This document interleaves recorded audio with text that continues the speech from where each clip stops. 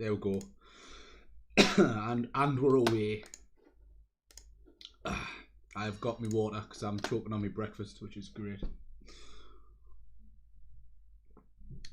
So yeah, excuse that. Every now and then I might have to mute the mic if I'm just having a random choking fit. Yeah, good morning. Welcome along to session 3. I'm going to edit the title of the video because we are using, I'm just going to call it shapes with an exclamation mark. So I sort of alluded to it last week. We're going to be looking at using the shape tool or the mask tool to create shapes. This might be this might get a little bit complicated at times. I want you guys to just think of it in as basic terms as possible when you're first using it. If anyone's used After Effects before, so we've got David in the chat. Good morning, mate. You will have done similar things in After Effects. It works slightly differently in HitFilm Express. The shape tool is sort of a mask on a plane, but I'll explain anyway as we crack on. Got Charlotte and Linda in as well, so good morning, guys. Hopefully everyone's doing all right, enjoying the Friday morning. Like I say, I'm sort of choking on my breakfast a little bit, so sorry if I have to keep stopping. But we're nearly there. We're nearly through another week. This is session 3, so we've got 2 more after this. I think I've got everyone's in room. I think, David, I might need to send you one, if that's all right. But I'll get in touch after the day anyway.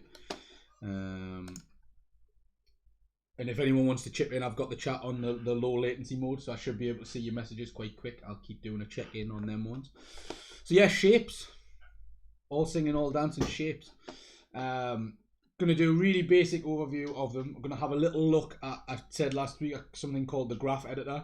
I'm going to try and keep it basic because this is an introduction to animation.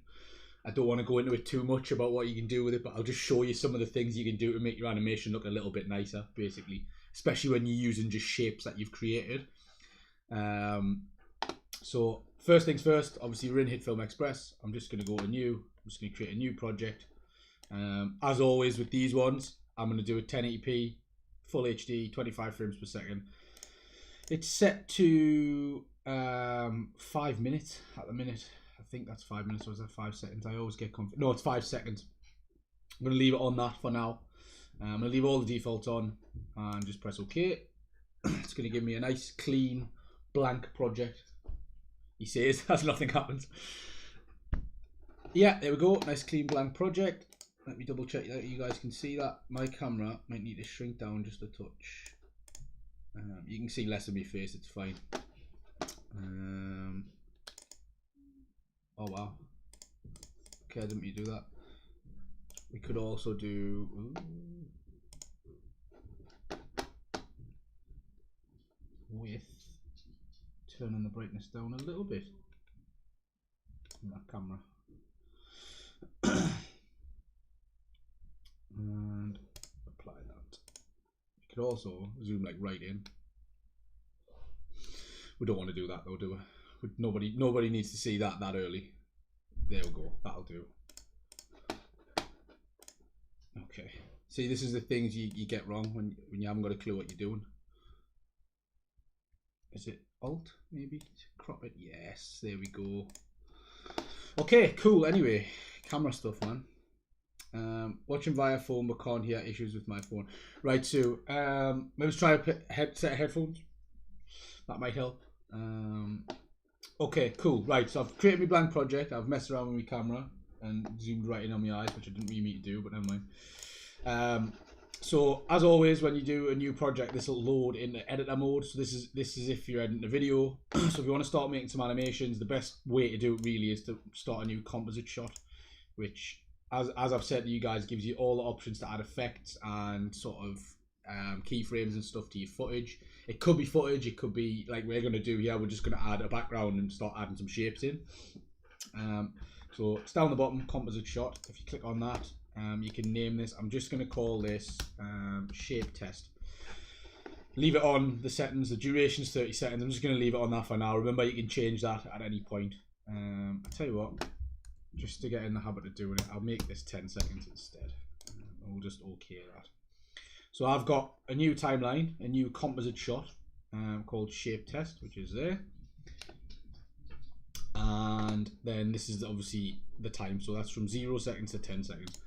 So at the minute the background is on plain black. You can change that if you want, so you can change the background color by going to this options tab.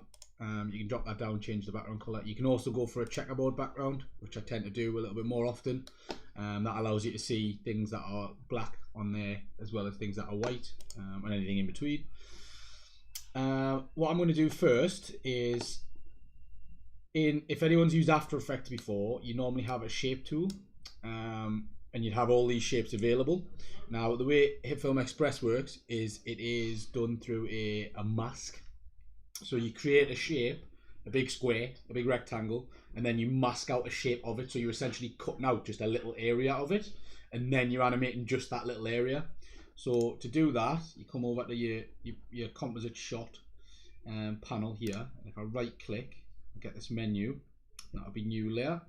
Now what I want is a plane. So it's not a plane as in a plane that flies, it's a plane as in just a blank space really. And I can call this whatever I want. I can name the layer. I'm just going to call this, because I know I'm going to make this into a circle. So I'm going to make a circle out of this plane, and I'm going to make it this color. So click on the color box there, and there's a few presets. You can also type in a code if you want on the bottom there. I'm not going to do that. You can match it to the timeline. That'll make it the same size as your composition. That's a composite shot that I've made.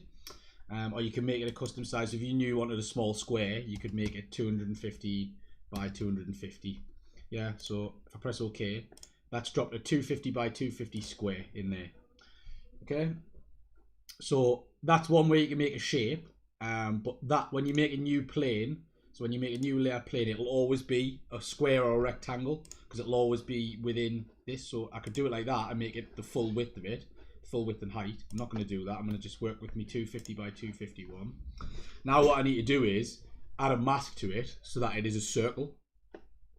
So if I do that, if I go over to my mask tool here, there, and just press and hold on it, and go to my ellipse mask, and you can see that little, you probably can't make that out, but that is now changed to a circle. So if I click and drag over like that, and in fact if I hold down shift and click and drag, it makes a perfect circle like that. So it was a square, but I've masked out the bits around that to create a circle. Okay, Vicky said going too fast. Right, let's back it up, let's back it up, let's back it up. Right, so once more, I've deleted everything out of there, so you've got a new project, yeah, completely blank. So when you're doing anything with animation, you want to make a composite shot. So before you've had any layers in, you do any animation, you move anything, add any keyframes in, we need to make a composite shot. So that's down the bottom there. I think you can also right click and go to new and composite shot, but that's in this panel here on the left hand side. Let me just make sure you guys can see that properly. So this panel here, over on this side, there's an option on the bottom for composite shot. Yeah, you can also right click, new composite shot. That'll pop up a window. You name that whatever you want to name it. So I'm just going to call this shape test, is what I called it before, and then OK that. This has opened up your shape test. Okay, and then I want to add some shapes to it now. So like I was saying, the way to add shapes in HitFilm Express specifically is we need to create a plane first. So we need to just create a little rectangle or square that we can then change the shape of. So if I, in me shape test, create composition, that's just popped up here, the composite shot, sorry. So it's here now, I'm in here. This is where all the layers are going to be, as we've been working in for the past couple of weeks. So if I right click, go to new layer, and then plane. And like I was saying, you can have it match the full width and height of this square here, this rectangle here. You can have it match the full width of that by pressing on match timeline. If you want to make it smaller, so let's make it 500 width by 500 height. So width and height are 500. And then in the color bit, you can just click on it and select your color. So this will be the colour that the shape's going to be. So I'm just going to leave it on that weird sort of green for now. And then I'm going to OK that. So what that's done is it's added a square in the middle of my frame, yeah? Does that make sense? So now, to edit the shape of that square, we used the pen tool last week when we did some tracking. So we drew around the shape of the car, if you remember, on the back side of it, on the back bumper and the back window. What we're going to use now to create a mask is one of these tools here. So the 1, 2, 3, 4, fourth tool down here is your mask tool. Let me make sure you can see that as well. So your fourth tool down there is your mask tool. If you press and hold on it, you get the options that pop out. So you've got a rectangle mask if you want to create a rectangle. You've got a rounded rectangle, so the corners will not be like a 90-degree angle. You've got an ellipse, which is just a circle. You've got the polygon mask and the star mask. So a polygon mask will be like where it has equal edges. Well, for now, we're just going to go on this ellipse mask, which is just a circle. And as long I make sure I've got my new plane selected there, and I'm going to hold down the shift key. So if I hold down shift at the top left of this and drag down, it's going to create a perfect circle, like a symmetrical circle. And then I'm just going to let go. So I've created a circle there, but I've done it by using a mask. So I created a square, and then I masked the areas around out so that it looks like a circle. So you sort of, if anyone's used Photoshop, it's the same sort of principle, that there's pixels here, but we've now just hidden them so that when we animate this layer now, this new plane, it looks like it's a circle, it appears as a circle.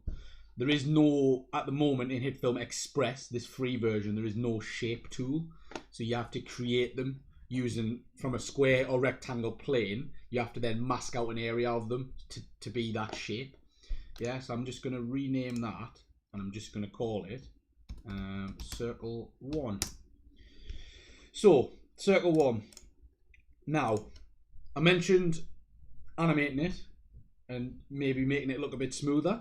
So I'm just going to do similar to what we've been doing over the last few weeks, really. I'm going to make sure this is on scale to fit. Yeah, I'm going to click on this circle plane, Circle 1, and I'm going to go to, what I've done is I've gone to my selection tool, which is the very first one on that toolbar on the left. Looks a little bit like the move tool in Photoshop. And can you see when I hover over the arrows, that's going to allow me to move it up and down, left and right. So what I'm going to do, I'm just going to drag it to the top. What I could do also is come over to my align. So you remember bottom right, you'll have your layout panel here, and I could align it to the top, so vertical align top like that. That'll drop it on the top, and then I could do align left like that, and that'll drop it in the top left of the canvas. I could equally do it in the bottom right if I wanted as well. Let me just bring that out a little bit so you guys can see it a bit better.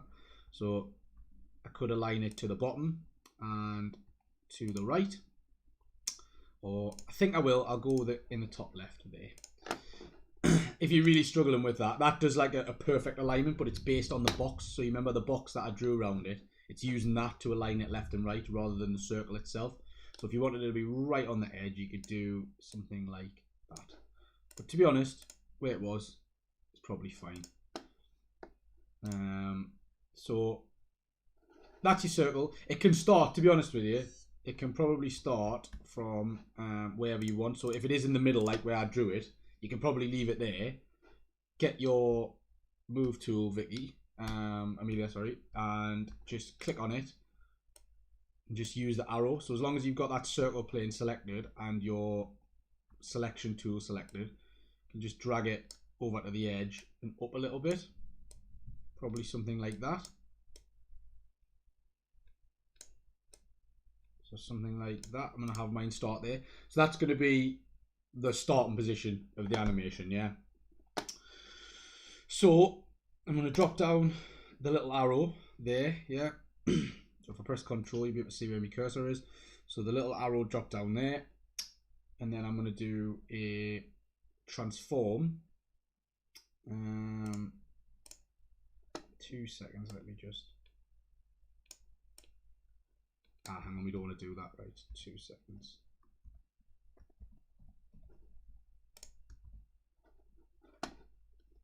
Ignore what I just did, because that was wrong. So yeah, drop down the arrow now, yeah, and then go to transform. Don't drop down the mask property, ignore that and go back to transform. And then what I want to do is set a keyframe for the position. So, excuse me, to do that, you literally where position is, and then you've got your little circle here, and if I hover over it for long enough, it'll probably give us a little pop window that says position. So if I just press that circle there, can you see that circle's now got a dot in it, and it's added the first keyframe. So this is my starting point.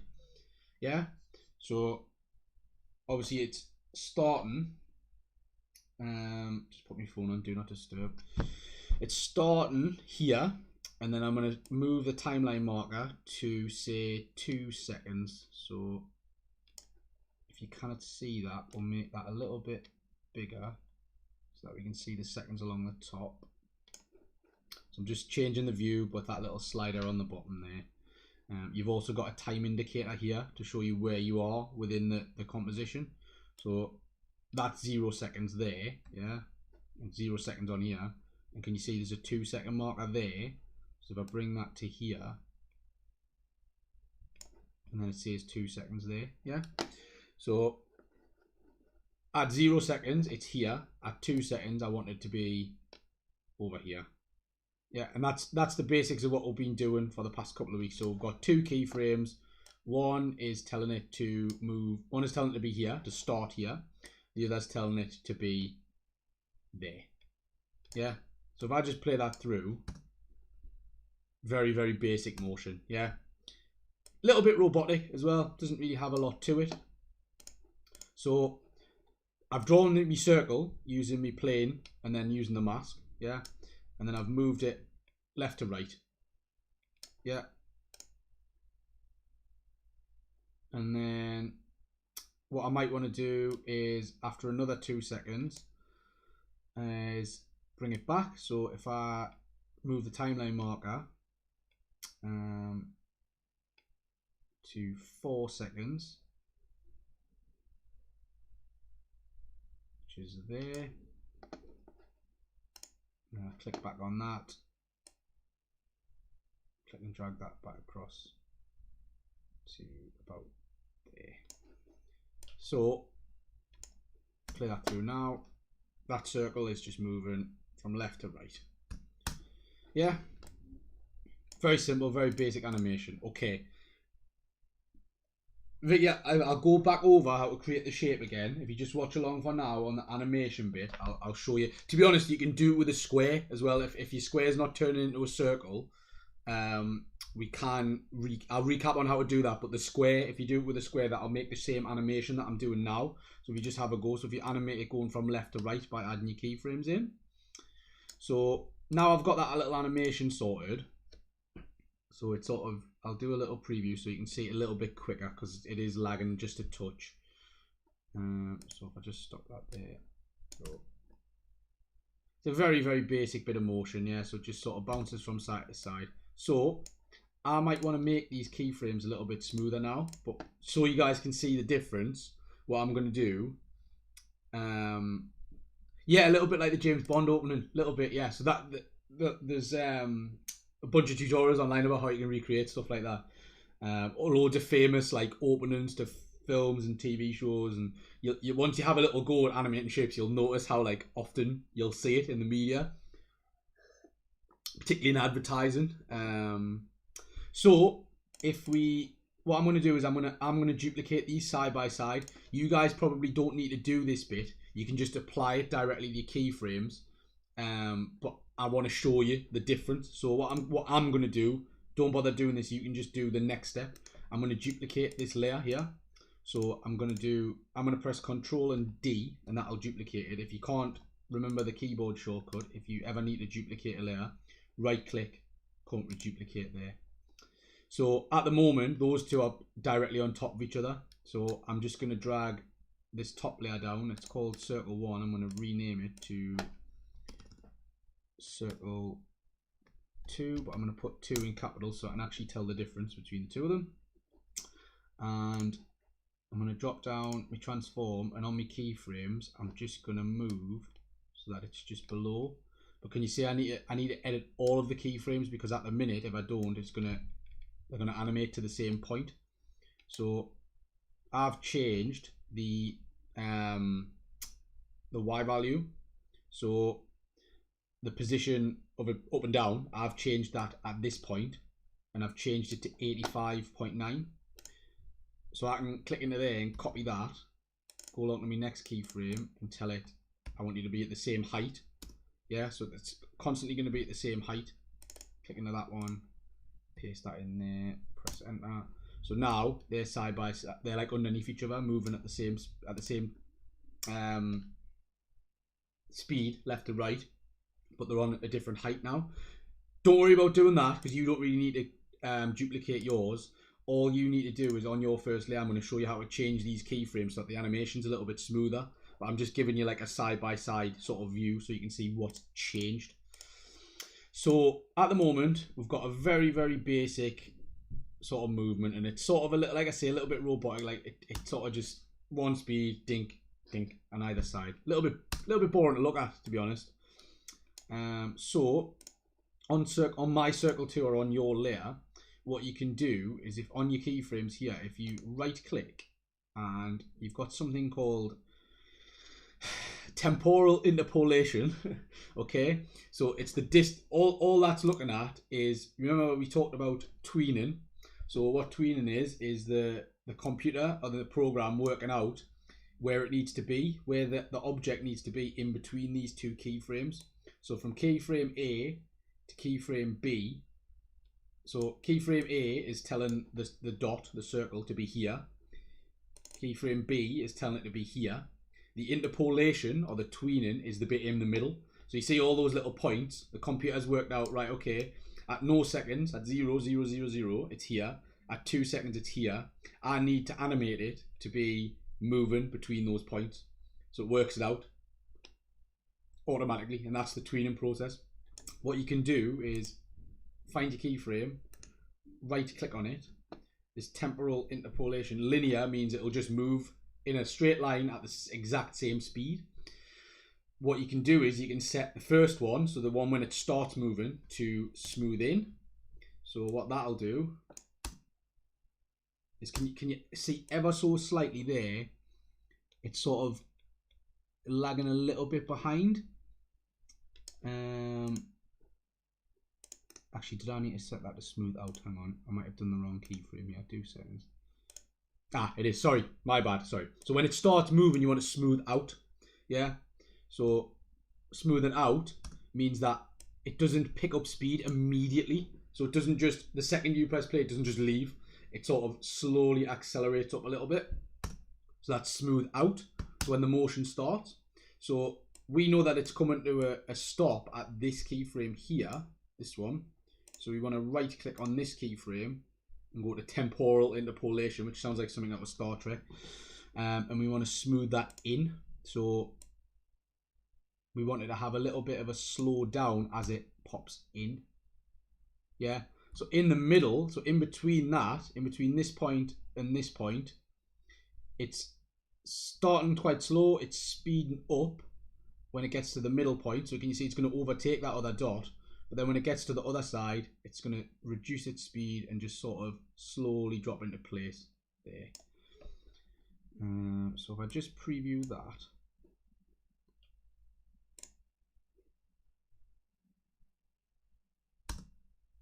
Yeah, so can you see it just ever so slightly drops into place there.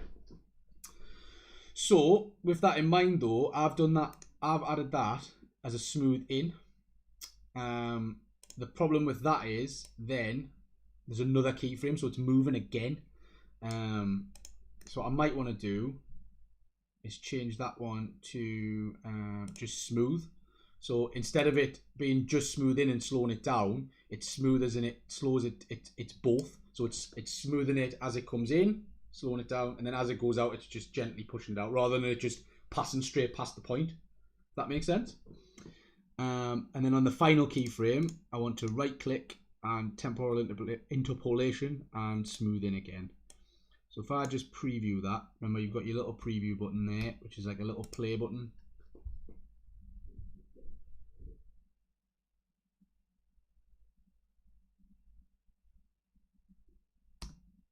So that is basically changing the speed of that animation. So instead of it just gently crawling between the two of them, we've given it the illusion of speed. So it sort of starts off a little bit slower, it picks up speed, and then it sort of idles in at the end. Yeah.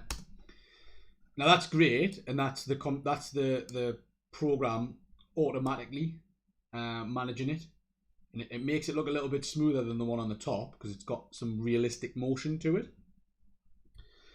What you might want to do next is have a little look to see the speed of it over time. So to do that, if I just click on, say, the first keyframe here, can you see we've got a value graph? I think if I highlight them all actually and click, there's a little option here that says value graph. This is very, very hard to look at. I appreciate that. The colours don't really stand out that great. So if you are struggling to see this, I can probably put some screenshots together to put on the drive after this as well, because I appreciate you guys will be coming back to this to have a look as well. But I've highlighted, so what I did there, just to recap on that, I've only got 3 keyframes in there. The first one is set to smooth out, so it's smoothing it as the circle goes out. The second one is set to smooth, which does both. Yeah, so it's just on smooth. And then the third one is set on smooth in, so it's slowing that circle down as it comes back. So it's smoothing out, and then it gets to the one end, and then it's smoothing out of that again, and then as it comes back, it smooths in to slow it down. Yeah, and that's what creates that. If I just scrub through, actually, you'll be able to see. So it creates that little bit of speed, slow down, speed, slow down. Yeah, as it gets to where it wants to go, rather than it just sort of pinging from side to side. So to see the graph, as in how fast it's moving, all I did was highlight, click and hold after the last keyframe and just drag across to your first one. And then you've got this thing called the value graph. So if I click on the value graph, I have this really strange set of lines. I don't want to go into too much detail with this, but basically when I've right clicked and added that temporal interpolation, the smooth out, smooth and smooth in, those 3 values that I assigned to those keyframes, this graph has then changed. So can you see the curve? That's what's controlling the speed. So this is your speed on the left hand side. So it's slow, and then it's a slow creep up. Yeah. So when it leaves, when it's smoothing out, that's the speed slowly creeping up. Yeah, like your velocity. And then can you see here, this is when it starts to get a lot faster. So that's that bit in the middle. So that's the start. The speed slowly but surely increasing, which is why this one's dropped behind that one. So that red line represents how quick the object's moving. And it speeds up, and can you see this is starting to pick up speed now because the red line's increasing. Yeah, and then it gets to this point where the speed starts to drop again. So it sits sort of idly here in this middle point. And then it goes back that way as well. And that speed picks up. So that between here and here is where it's fastest. Yeah. And then that's where it gets back to here where the speed starts to drop. And then that red line goes flat because it's no longer moving. Now,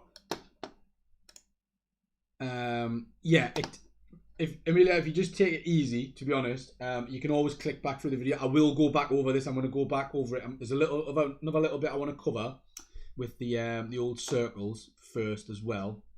But this graph editor will really, really help, even if you ignore the graph editor and you just add in these smooth, so your temporal interpolation and then your different smooth in and smooth out and smooth. That'll make any animations where stuff's moving from side to side, up and down, or it's popping out of something, it'll make it look a little bit more slick and easy on the eye.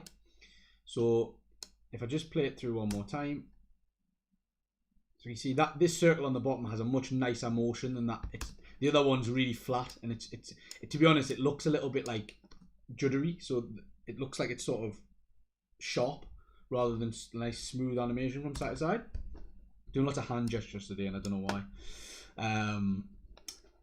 So that is how you use your value graph. If I just show you, so this, remember circle 1 is this top one that's got that kind of awful, just jagged animation to it. So if I highlight the keyframes on that and go to the value graph, can you see that's what the value graph looks like on there? So I haven't added any smooth into these keyframes, so that the value graph is just up, down, up, down. So that gives you that, that's where you get your jagged movement from. So it starts here, it gets to the middle point, but it's always traveling at the same speed. Yeah, so it's not slowing down so much. Point A to point B, your velocity is not really changing. It's just it's just a constant. You can edit these. Be very careful when you're dragging your keyframes around in here, because they will it will alter where it is. So that's like, see there, if I move that up and down, that's your position, and your left and right, up and down. So you want to be very careful not to drag anything in there. That's your right here. You can also add it in here as well. So you can click on keyframes and right click and add your temporal and spatial interpolation in there as well, if you want. I'm not going to do that. I'm going to come out of that value graph as well, because it is awful to look at. I will give you that. It's not very nice. I'm going to come back into this one, so me circle 2, which is the one with a nice motion on it, and I'm going to come back into that value graph for now, and I'm going to change that, except no, I'm not. Hang on. Highlight those.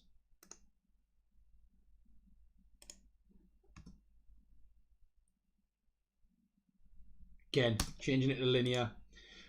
Things like, so the top one, if I right click again just to show you, the temporal interpolation, it's worth doing per keyframe. So each keyframe you're giving it, depending on where it needs to be. So you know that one's the start, yeah?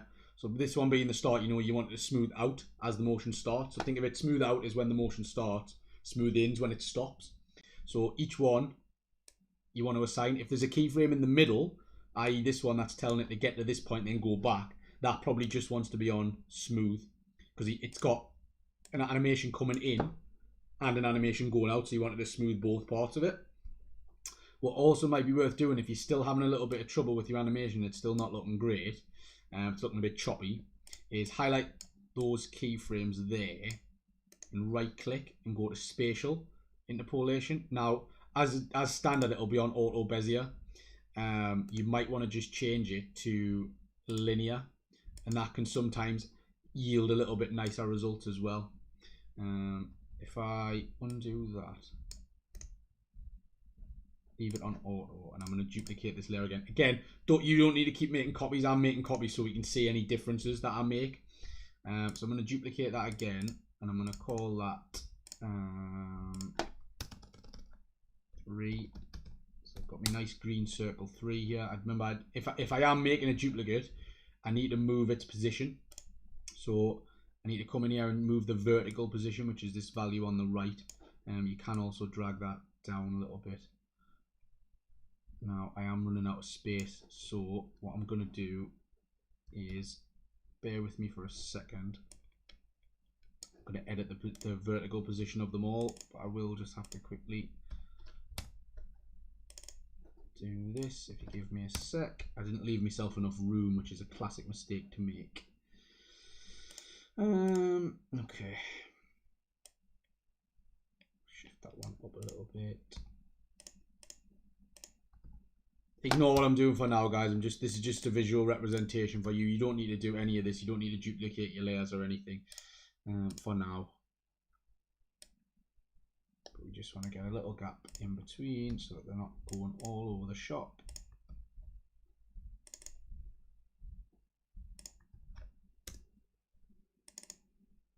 Okay, so that.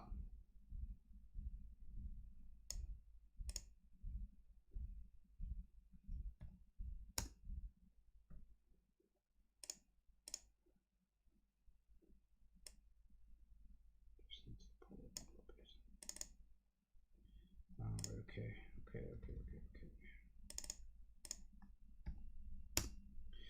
So they should all be in line now. Let's just play it through. Oops.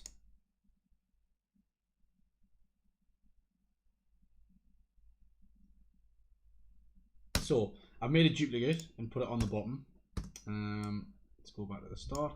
So this circle 3, this is another opportunity. If I just hover over all them and change that to linear, we'll see if that makes any difference. It looks like it's about the same. So that's all right then. We don't need to worry about that. It depends on your shape a lot of the time as well, whether the animation looks like realistic or not.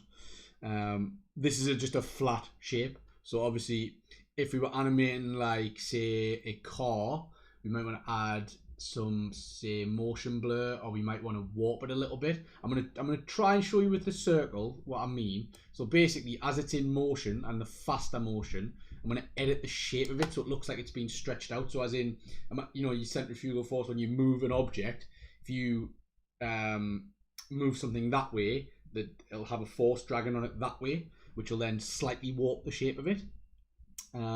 So a little sort of cheap way to do it would be to sort of pinpoint the point where the animation's the fastest. So I know that it starts to speed up sort of here, so roughly here. And remember, I'm on circle plane 3. What I'm going to do is I'm going to set a keyframe for my scale there, and I'm going to turn off that. There's like a little link there, so I'm going to press that little link, which that allows me to warp it. So if that link's on, if that like chain links on, when I scale it, it'll scale uniform, so it'll scale equally on either side. I don't really want that in this instance, so I'm going to uncheck that, and I'm just going to warp it a little bit. Like that, so it looks like except hang on, I've made a big error here. So I'm going to ignore what I've just said.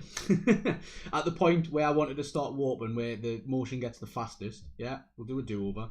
So when I think the motion starts to pick up about there, yeah, so what I'm going to do is I'm going to set a keyframe when it's on 100, so it's in scale, it's perfectly in scale, and then I'm going to skip a little bit ahead to when it gets to about here, and then I'm going to unlink it, and then I'm going to, using the left value there, so it's on 100%, so I'm on this left value here, I'm just going to unlink it, and then grab that left value there and just take it out to like, even say 105, or maybe 110, yeah, so it's just going to grow a little bit, yeah.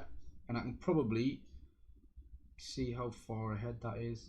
So as it starts to slow down again, which is about, tell you what, we can probably count the frames. So if I come in here and I go next frame, next frame, next frame, that's 1, 2, 3, 4, 5, 6, 7, 8, 9, 10, 11, 12. So that's 12 frames where it's sort of stretching out in the middle, and then I want to go another 12 frames. So 1, 2, 3, 4, 5, 6, 7, 8, 9, 10, 11, 12. And I want to reset that value to 100, so that the little warp that I did of it getting slightly wider is now back to normal. So these 3 keyframes here, one of them is it 100, so in its normal scale. And then as the motion, as the speed picks up, I've got it warping out to 110% wide, so it looks like it's sort of stretching out a little bit. And then as the motion starts to slow down again, I've got it setting back to 100, so it's sort of stretching out and warping back as the motion happens. Yeah, and those 3 keyframes are just giving it a little illusion of stretching out a little bit. And again, when you're working with just a plain circle, it's not the greatest. Can you see there? So it has like a little stretch, just a little subtle touch. So as it has like a little bit of a motion effect to it. So instead of it just moving from left to right, it's got like a little drag to it. So it looks like it's being dragged that way. And then we need to add that on the way back as well. Luckily, these keyframes should work quite well. So the distance between this keyframe and this keyframe are 1, 2, 3, 4, 5, 6, 7, 8, 9, 10, 11, 12. That one's 13.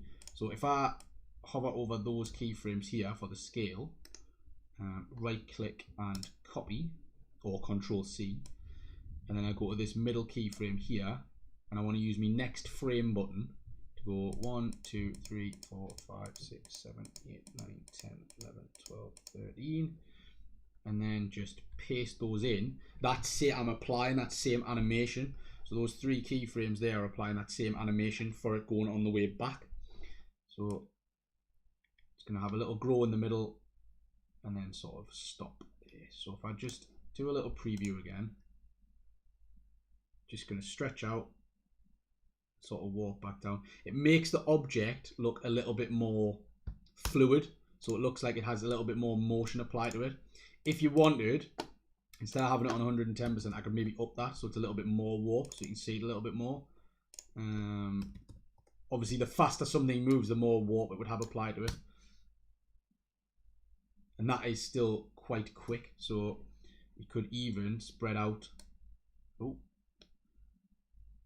hang on, what have I done here? I don't want to do that. What I might do is knock that back down, actually. Put that back on 110. I think that's a bit much.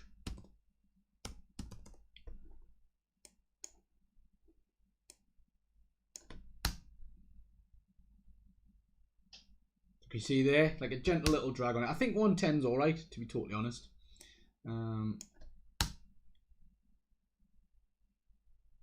Yeah, I think 110's okay. So that on those ones, it's that middle keyframe that's controlling that. So it's 100 when it's there as the motion starts picking up. If I wanted it to start warping a little bit earlier, I could just drag that back like that, and then that would increase the time in between those two. I'm not going to do that though for now. And drag that across, just scrub through just to see where it is. So I think that comes in at the right time. That might start a little bit early, so maybe if we just do that. So maybe if you need to work out when the object starts moving that much. So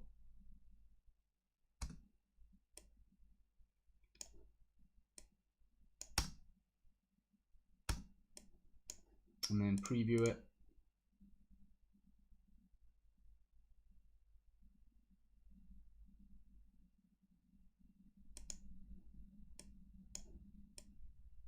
Give that a little nudge that way. Oh, I'm going to start my preview at the wrong option, at the wrong time. And just expand. That's better. And then a couple other things you can add. So speeds up, a little bit more fluid, has a little bit of give to it. It makes it look a little bit more, like I say, realistic. You can also add motion blur in. I don't know how well the motion blur is going to preview. So to add a motion blur, I'm going to do it on just the circle 3. So right click and go up to options. Obviously, don't untick visible because it'll disappear.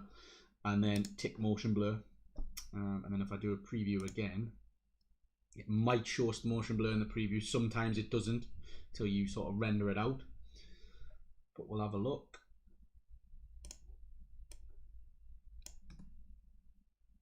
It's not quite giving us it. I wonder if I put my settings up. 2 seconds. Let's go playback quality. Final. This is where my computer might explode, so we'll re-render that and try and play it on full quality.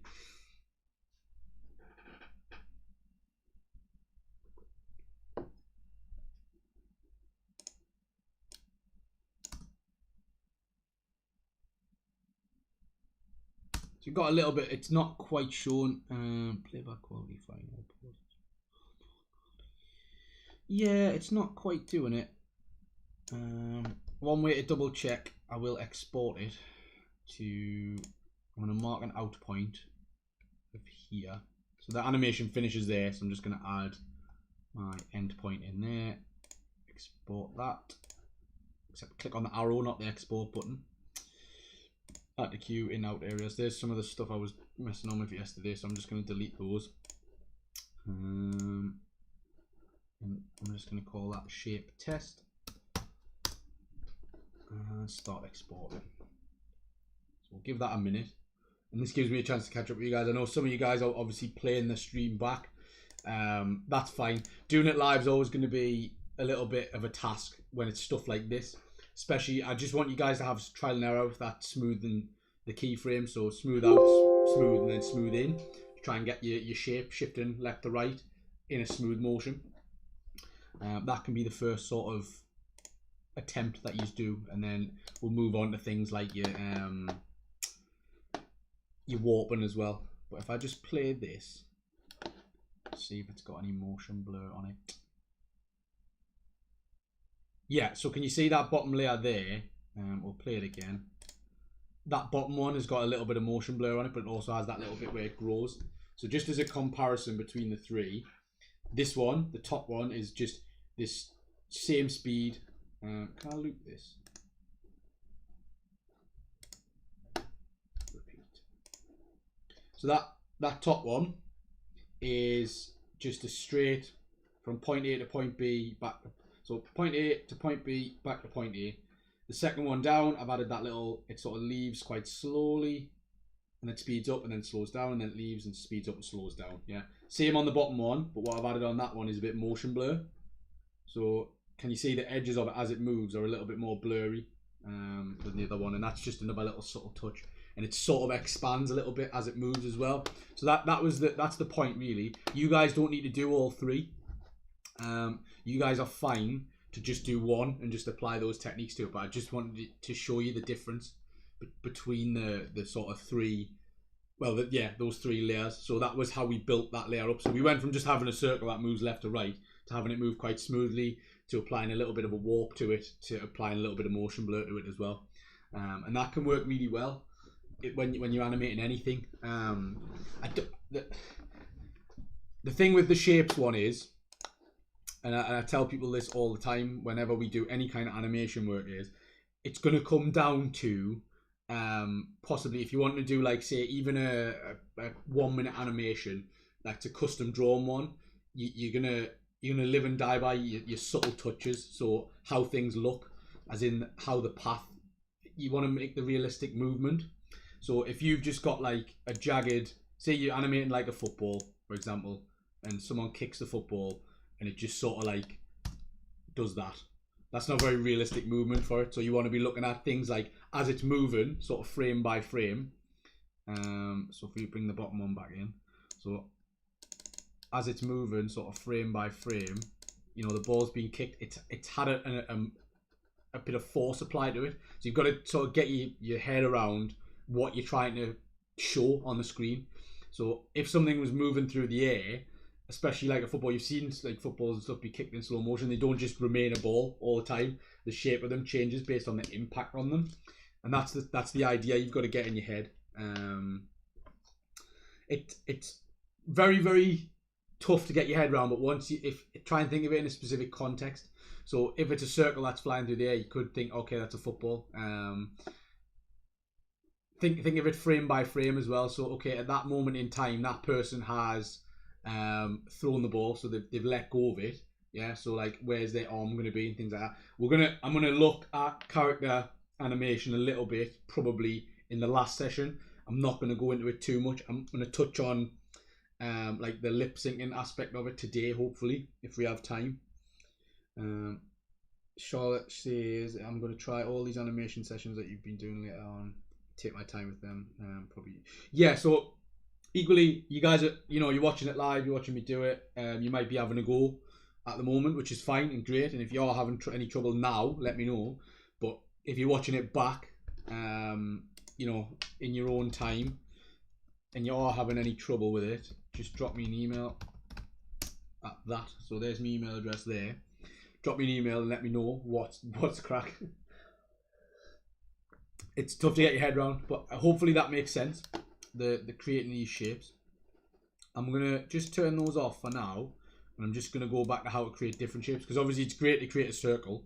That's fantastic. But before I go any further, I want to show you that you can create other shapes as well. So I haven't deleted those layers, I've just turned them off using the little eye. Yeah, it's just a little eye. Layer visibility is what the button's called, but the symbol for it's just an eye. So if you want to create custom shapes, remember, to create any shape at all, you need to make what's called a plane. So right click, new layer, plane. I'm going to make it a different colour this time, just for the sake of my own sanity. What colour are we looking at? Let's go for something like that. That'll do. It's a nice non-offensive colour. This time I'm going to match it to the timeline, because I have a feeling that at times this might be what you guys have done. So I'm just going to call it custom shape, and match timeline makes it the same size as the composition, which is 1920 by 1080 if you remember. So custom shape, there's a big horrible pane, just plain, sorry, not pane, there, and if I click on it, custom shape, it's just literally a big box. Can't really do anything with it at the moment. So I'm going to come back down to me 1, 2, 3, 4, fourth tool down, press and hold, and then I get the options for my different masks. So as I mentioned before, you've got a rectangle mask, you've got a rounded rectangle, you've got an ellipse, which we used before, which is just a circle. You've got quite an interesting couple of ones here. You've got your polygon mask and your star mask. If I click the star mask, for example, and click and drag, can you see it's giving me the star shape? If you press shift and drag, it'll do it in like a symmetrical way, so it'll do like a uniform star. When you create a star, you get the star menu, the star options. It's not as exciting as it sounds. This gives you options on how many points it has. So if I drag that up, can you see it's going to add more points to it? I think it goes up to 40, so you can have up to 40 points. Don't know why you would want that, because that's a bit of a monstrosity. But you could make like a sort of sun shape if you wanted. The ratio is like how far in those points go. So you know, you could be making like a really specific shape that you're after. I find this quite useful to do like a 4.1. You can do like a star twinkle coming off something. Your inner roundness, let's just take that back up a little bit. Take that back to 4 just to show you.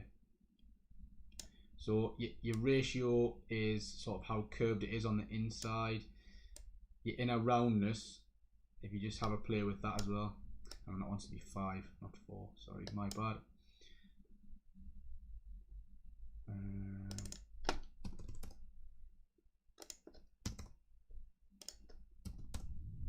Tell you what, I'm going to reset this. I'm going to delete the mask out there. Click on the star again. Hold down shift. It saved me settings. That's not what I wanted to do.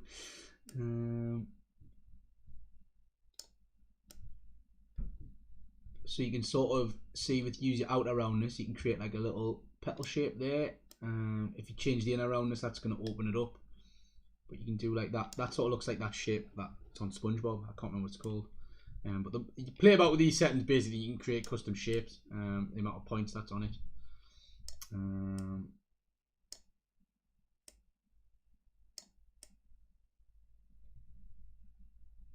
So you create like a flower like that, and this is using the star shape. So just play with those settings till you get the shape you want. It can be a little bit tough to give you instructions. You're better off just having a little go with that. If you make a complete mess, you can come in here into your, so I created that new plane, which is what this shape is here. And if I drop that down, I've got the masks property, and then within the mask is the one that I created. So if I click on the mask and delete that, that is that gone. And then I can come back into my mask tool and say if I wanted to just do a rounded rectangle, I could just click and drag that, which also gives you the corner radius. So you can see there on 0 corner radius, it'll be completely square, 90-degree angles. I take that so far up, it gives it a nice rounded look, which can be good if you're doing some animated graphics. You could draw like a little computer screen sort of shape, and then you could have some text animating onto that. Again, I can just delete my mask if need be. Charlotte asks a very good question. Can you make your own custom shapes in Photoshop or Photopea and put them in HitFilm Express? Yes, yes you can. Absolutely. So the custom shape tool and the plane tool work very well for creating your custom shapes. You can also do it with, remember, the pen tool. So if I grab my pen tool and I just want to draw like, I don't know, like a really horrible smile like that. Yeah, so I want to, that's like a smile layer, and you know, you can move the points around and do all your animating like I did with the the mask on the car last week. You can do that. Equally, you can go into Photoshop or Photo P and create probably just a blank, like a PNG background, so your transparent background, and you could create a shape in there. So I tell you what, I've got Photoshop on here. Let's see if it's going to let us open it and do that. So you can create shapes by doing new layer, plane, and then using the mask tool to create your shapes there. As Charlotte rightly points out, I could go file and new, and I can make, I'm just going to make a very, very basic. This will work in Photo P as well. I'm just using Photoshop's because it's going to load quicker than Photo P will on my computer. I'm going to make it RGB 72 resolution, and the background is transparent and 500 pixels by 500 pixels. I'm going to OK that, and I said it would load quick and then it crashed. And then I can go down to my shape tool here. I could draw them. So I know Charlotte, you've done you do a lot of hand drawn stuff. If you want to draw a shape that you want to animate, that's fine. You can do that. You can equally come down into your shape tool here, and you can draw. Say, I can use the custom shape tool actually, and I could draw an arrow. Yeah, let's go for an arrow. Let's make it like a nice bit of a brighter color than just plain black. And I could drag that out. Yeah, so I've got my arrow. I might just want to make that centered. So,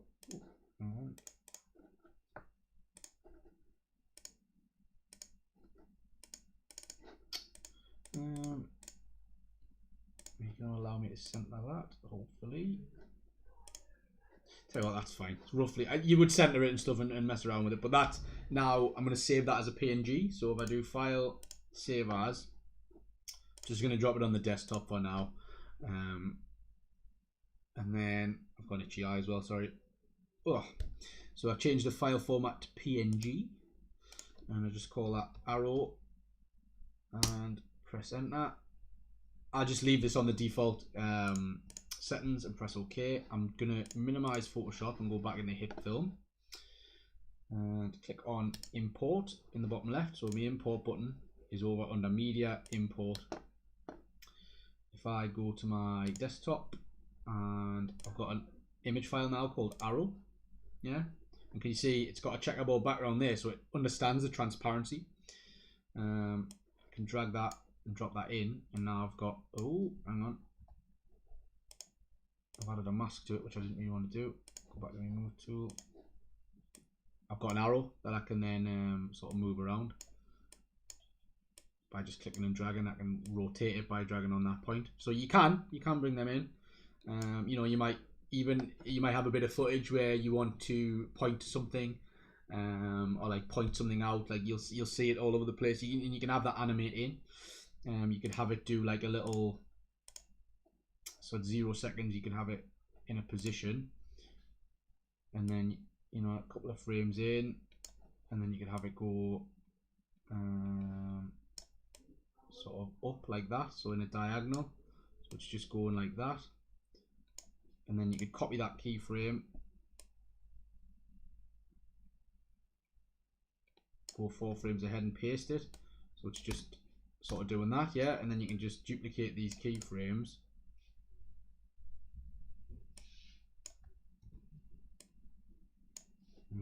Go 1, 2, 3, 4. Go the last one. Go 1, 2, 3, 4. Go the last one. Yeah, and you just have an arrow pointing at one part of the frame. You can do something like that. So you can draw your shapes in other tools, like using Photoshop and Photo P if you want, if you feel comfortable doing that. You don't necessarily have to do that though, so you can just do it in Hit Film. Sometimes it's quite useful because you literally just want a rectangle to be behind some text.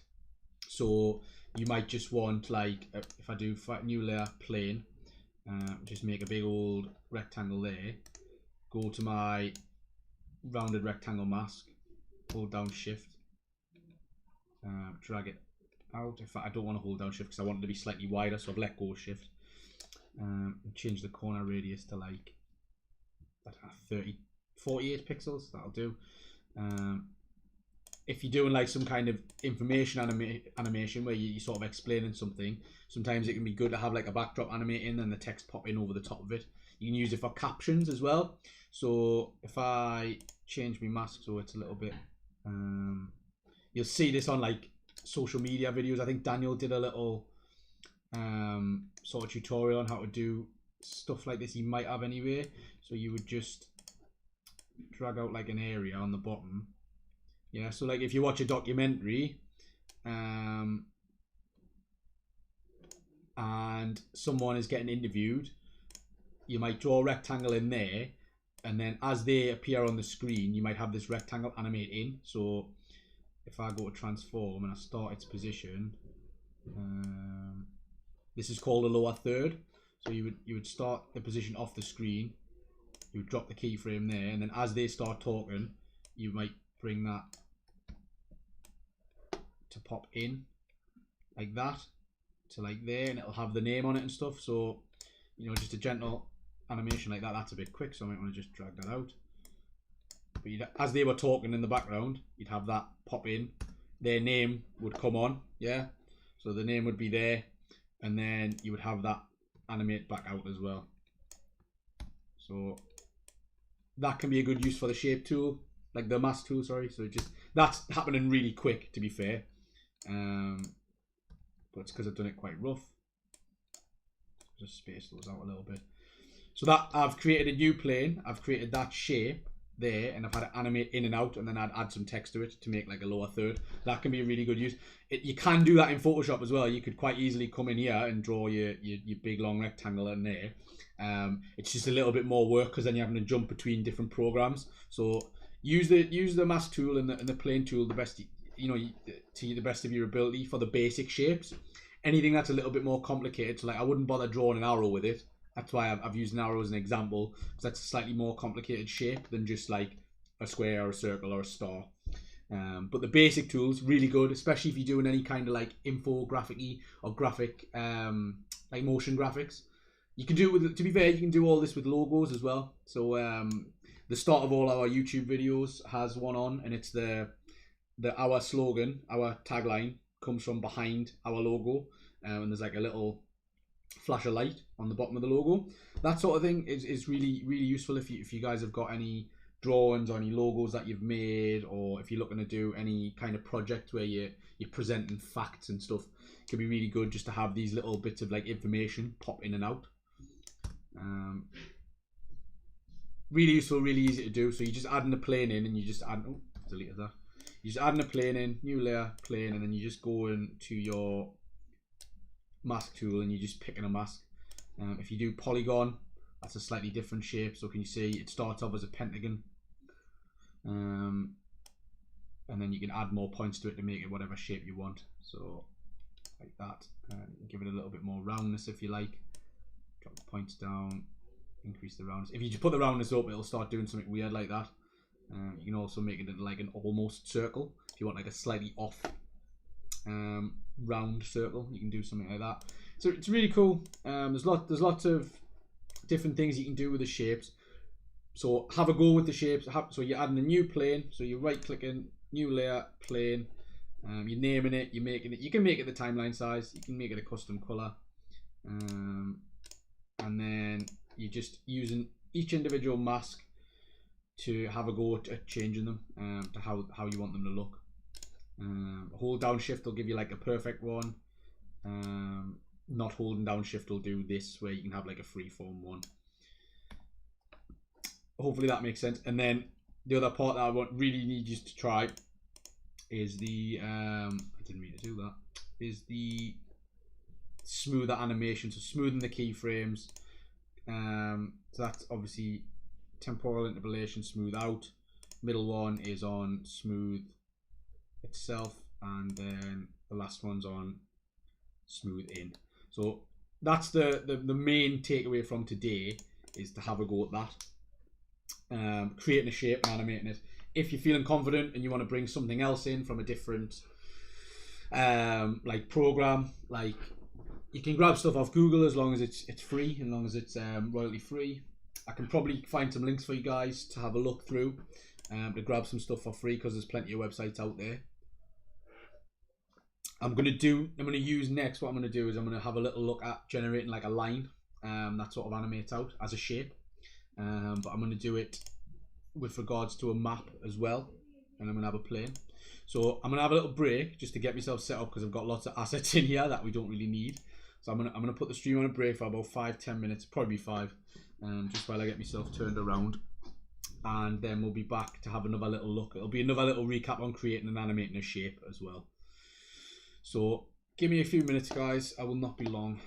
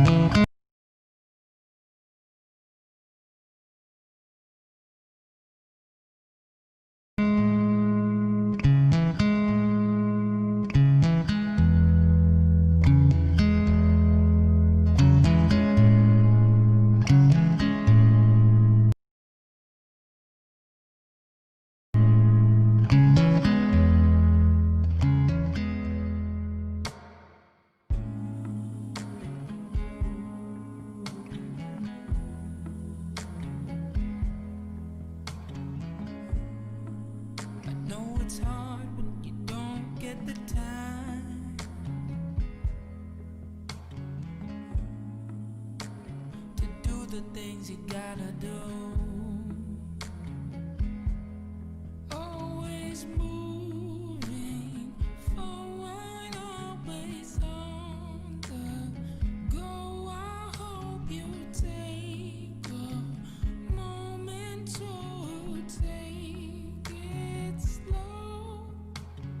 Let me be the one to ease your pain. Let me be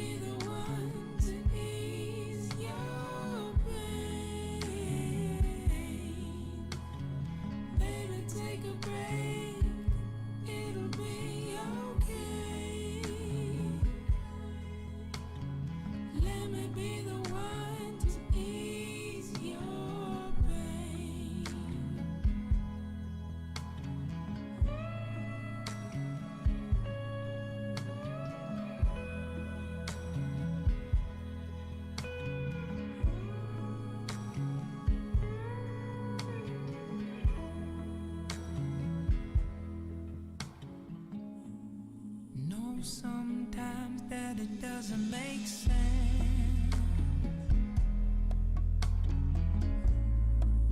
It's even harder to comprehend.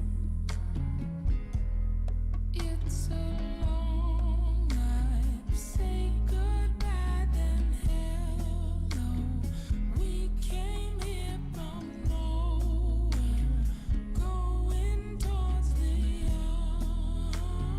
unknown. Let me be the one to ease your pain.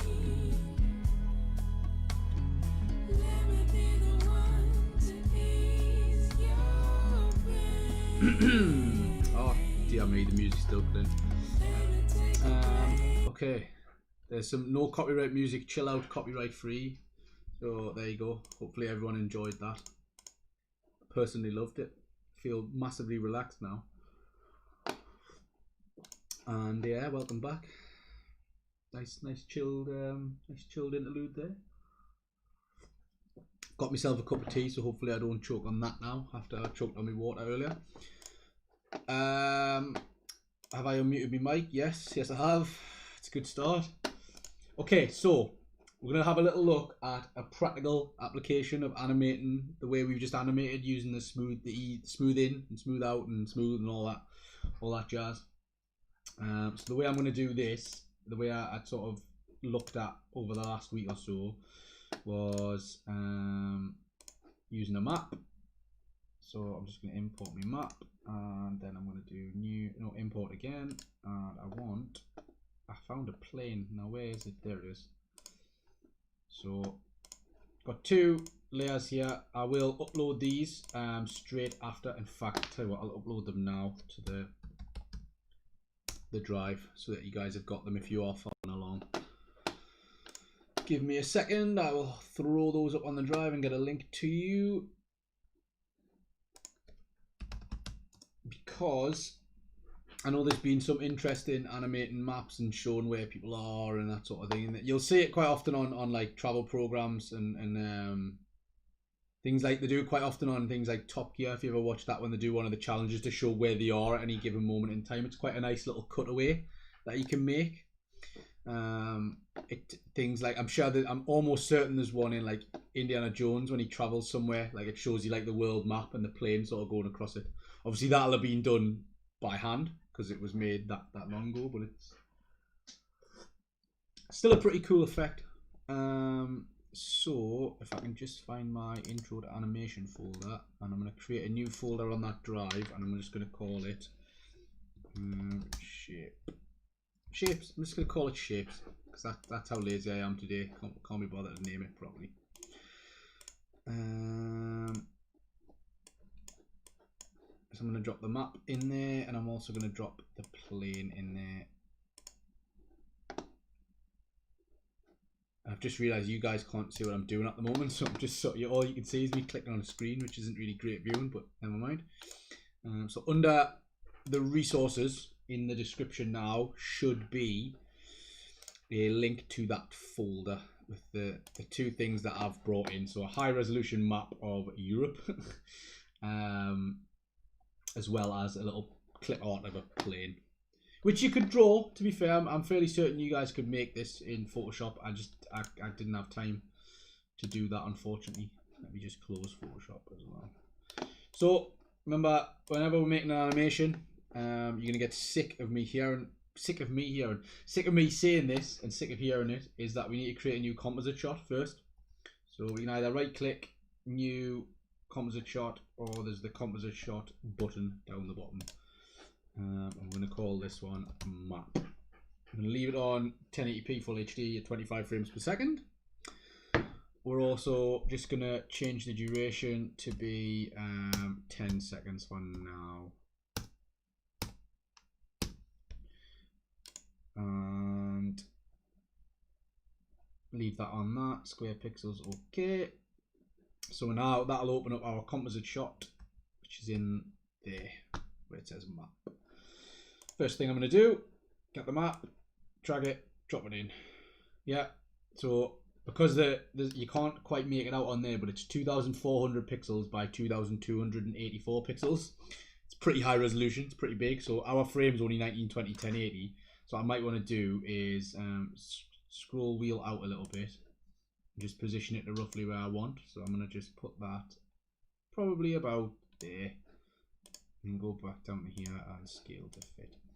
So remember, I can scroll wheel in, just zoom in. So I'm just going to do the plane going from London to Berlin. That's a flight you probably can't make at the moment without having to quarantine. Although actually, I don't know. Germany might not be. I don't know. Definitely, I seen something about France yesterday, so we'll not go to Paris today, unfortunately. So all I'm going to do next is grab me clip art plane, drag and drop that in. Now it'll drop it in and it'll be massive. So we just need to drop down. I'm actually going to rename my layers as well. So the bottom one, the first one I dragged in, I'm going to right click and rename, and I'm going to call that map. Press enter. And then this one here, I'm going to right click and rename, and I'm going to call that plane. So I know which one's which, yeah. So Charlotte, this would be an example of when you've drawn, obviously I haven't drawn this because I could not draw a map that accurate or that well. And I haven't drawn the plane either. I've just grabbed these from a Google image search with the usage rights on free. You can bring in custom drawn ones here. I think custom drawn maps would look really cool even if you did them in like a vector style. Seen a few animations like that. But this one's just going to be a dead basic look at how we can use the ease in, the smooth in, smooth out to do like a plane traveling from a certain place to another. So I'm going to drop down this transform on my plane, and I'm just going to scale this down. So I'm just clicking and dragging there. I want to zoom in a little bit more as well. Just keep scaling that down so it's on about, I think 12% is probably all right. To rotate it, there's this little blue square there. I can just do that. Grab on the left and right, the green and red arrows. So I wanted a sort of, I want that middle point of the plane to be over that star where London is. I know it's heading towards the Berlin one, so I just wanted to go in a line like that. So my start point is going to be there, yeah, and I'm going to set my keyframe for my position to be here, yeah, and then let's say after 2 seconds again, so if I move the player head to 2 seconds, so you see there's 2 seconds marked on here. It's also on the top. If we just expand the old timeline a little bit, see, we can see 2 seconds is where that's dropped. So the start point, I've got it starting here at 2 seconds. I literally want it to have moved across to, oh, I'm gonna grab the map, to Berlin. So I want that point to be on there like that. So all that's doing is just animating it like that from point A to point B, yeah. So point A to point B. I might even, 2 seconds might be a bit quick, so I might just do it for 4 seconds. So I might take me marker to 4 seconds, get that point B that I've added and drag that along. Excuse me. So play that through again. So it's leaving there. It's just slowly juddering towards that, like it's own speed, yeah. So we're going to do what we did last time. So we're going to first keyframe, we're going to right click and temporal interpolation, smooth out, yeah. So when it starts moving, it's a little bit slower than it was, so it's moving a little bit slower. And then we're going to go on the second keyframe, we're going to right click, temporal interpolation, smooth in, yeah. And the way to check that that's done something, remember, highlight your keyframes, go to your value graph. This should now be a curve. Yeah. It looks a little bit different now because it's only between 2 points. So before, the graph was going up and then back down because we had a point, we had it going back to point A. But we're not doing that this time. So we'll exit out the value graph by just pressing value graph again. So that is a little bit of a slower animation. Yeah. So what we might want to do next is create a shape that then follows that. So we're gonna add a little line that goes behind the plane as it sort of leaves. So to do that, we're going to create a shape layer again, or a plane. I've realized how confusing I've made this, because this is a plane, but the plane is new layer plane, as in an empty space. So let's make the light that color. We'll okay that. So remember what that'll do is it'll just add this horrible box in here that covers the full screen. If I know I want to create a line, like a straight line, I don't necessarily have to come in and make one with the mask tool either. What I can do is on that new plane that I've added in, drop down the transform property again, unlink this scale here. So if I unlink that, remember, if it's linked, when I scale it up or down, it'll do it a uniform scale, so it'll keep it in the same aspect ratio. If I unlink that, turn that link off, what it'll do is it'll allow me to warp it left and right, up and down. So I want to bring that down so that the vertical scale is on literally 1%. So that's a very thin line. And then I probably want to bring that down a little bit so that that's in there like that. Now, I'm going to turn the plane layer off for now so that I can see the star to star from London to Berlin. And I'm going to have the line start on London. And I need to move my anchor point. So at the minute, when can you see when I'm rotating that? The anchor point is here, so that's the point it's rotating from.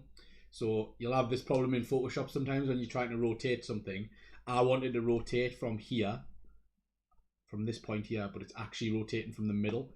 So what I need to do is go to my anchor point property and drag this. So I'm getting that side to side arrow, clicking and holding, and I'm dragging so that anchor point becomes on the end of there. Yeah. So if I zoom in a little bit more so I can see exactly where it is, I want it to be on that very edge there.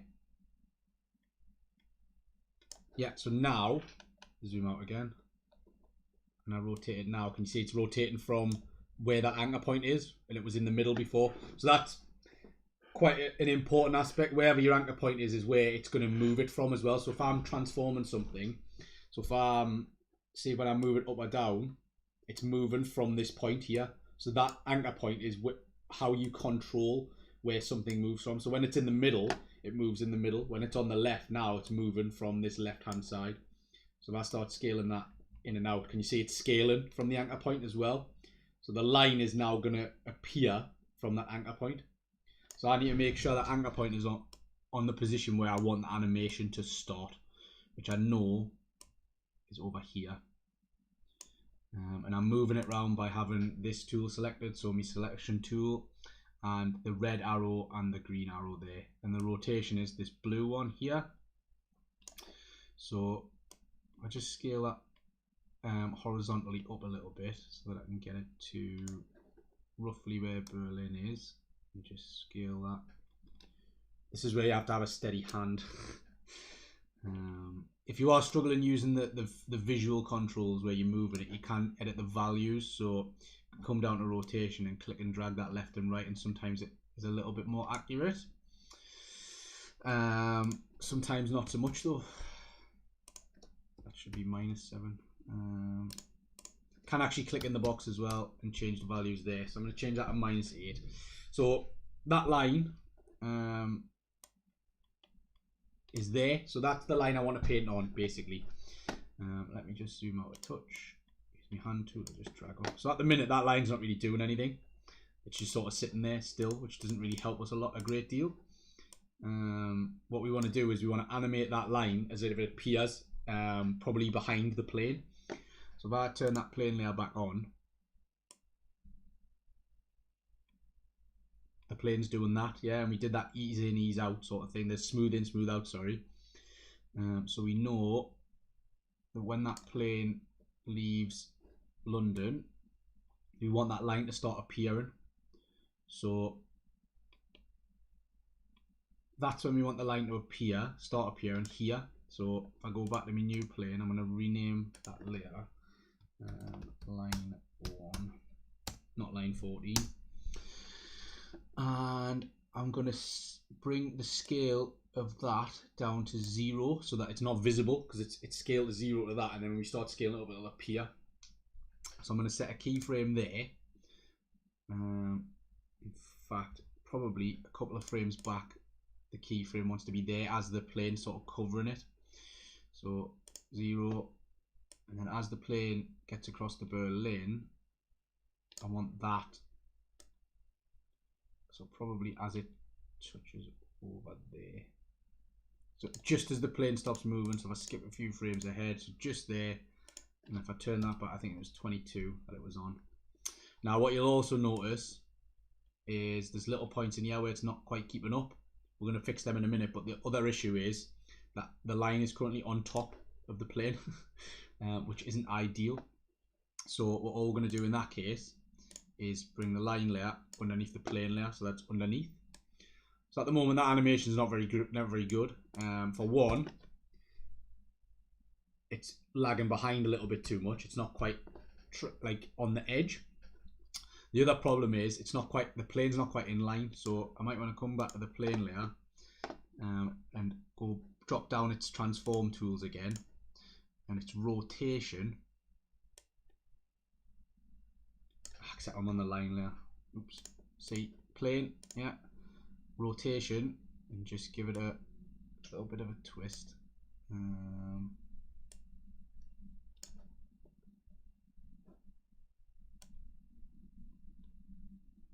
that line is now coming from the back, like fin of that plane now, yeah. It's still not in time with it, so there's still parts of this animation where it hasn't quite worked it out. All that means I'm gonna have to add some more keyframes, which is fine, because you can see there's a little gap in there, because all I've told that line at the moment is at this point, when that plane starts moving, I want you to be 0, and then by the time that plane gets to there, so I lined that up, I want you to be there. So it's done that, but what it hasn't taken into account is it doesn't know where that plane is. That layer is just going from point A to point B. So I think if I add the same, I'll try, and on the first keyframe of the line moving, I'll try and add smooth out. But I have a feeling that's going to make it too slow. What if I make it? No, again, I don't think it's going to catch up in time. No, so that one's not. So don't bother changing the speed of your keyframes then. Worth trying always, but sometimes it won't work. So what we'll need to do in that case is find one of the bits where it's lagging behind. So it's sort of in line with it, all the way up to, say, here. Yeah, but I can probably go a little bit further and then just say at this point, okay, I need the scale to be slightly more. So it's on 9.3. I might just take it up at 10. So it should now still be within range, but then it starts to drop out again. So at this point, the scale is 14% horizontal. And then take that up a little bit, so you say 15, or even you can do point like decimal places, so 14.5. I think that might have sorted it.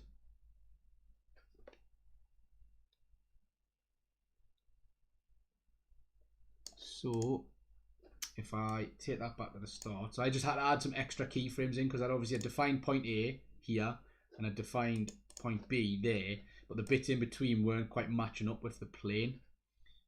And there's even a bit there where I think it might drop off a little bit. Let's play it anyway. Let's zoom out a little bit, drag it down, and then we'll do a little preview.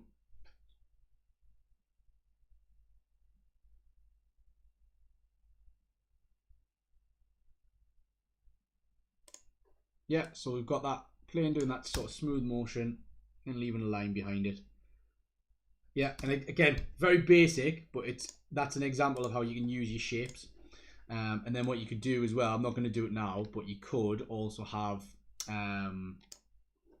like the plane spin and go to a different destination as well. And you would have to add a new line and animate that line as the plane moves again. So that's just an example of how you can animate your shapes and what you sort of use them for. A little bit of tracking. I showed you like the little lower third that you could add in as well.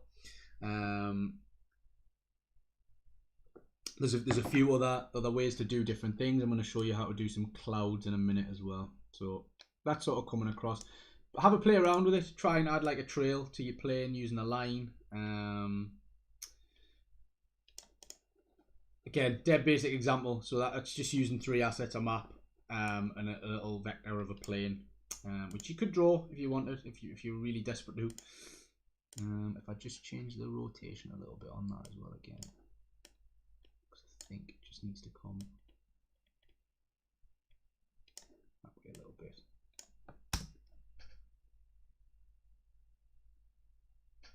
Yeah, cool. So again, little example, just a little exercise for you guys to try. Just get used to using the line, like creating a shape and animating that line in and out, and also using your smooth out, smooth in sort of keyframes that I added to the plane. Just have a go at that one. See if you can master that. Dead simple. Shouldn't take you too long, that one. Obviously, I flew through it a little bit, so feel free to watch it back and pause it on the different bits that I did. You know, change the background and change the object if you want. Have a play with it. Definitely worth doing. Definitely worth trying. That line animation can be quite effective. You can do like things like a loading bar or like an animated bar chart. Just to show you the loading bar idea, then, so I could create a new. I'll close the map one, change the composite shot, and I'll just do loading. So I'm doing a new composite shot. You could do something like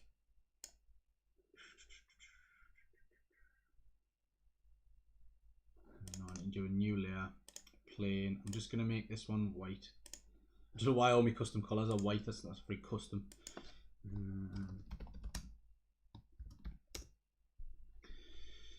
So you could get your rectangle mask.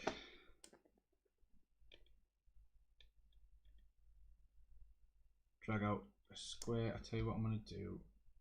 I'm gonna do a little bit bigger. So something like that. I can add. I want to change my background color to the checkerboard so that I can actually see what's going on. I can then do a new layer, a plane, and I can make this one just black.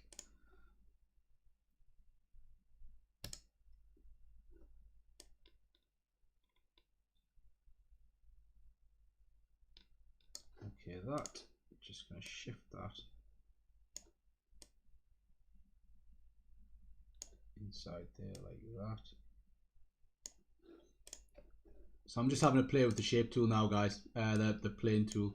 So I've got like a little bar in there. I'm just going to drop that down a touch. So I've got my just a plain white box and then a plain black box inside. And then what I might want to do is the white bar behind, I'm just going to duplicate that. And I'm going to bring that up to the top, so it's above. And then I'm going to transform. And I'm going to unlink the scale. And remember what I told you about before about the anchor point. So at the minute when I'm scaling it, can you see it's coming from left to right? It's coming from the center, sorry. So I might want to just drag my anchor point so that it's on the far left. So that dot there is the anchor point and it's now coming from the left. And if I zoom out again, I now just want to grab that back into the center. So basically the effect I'm going to make is I'm going to then take that down like that.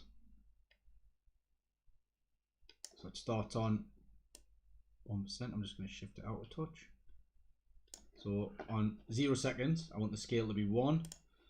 And then on, I take my timeline marker to 5. And just scale that up.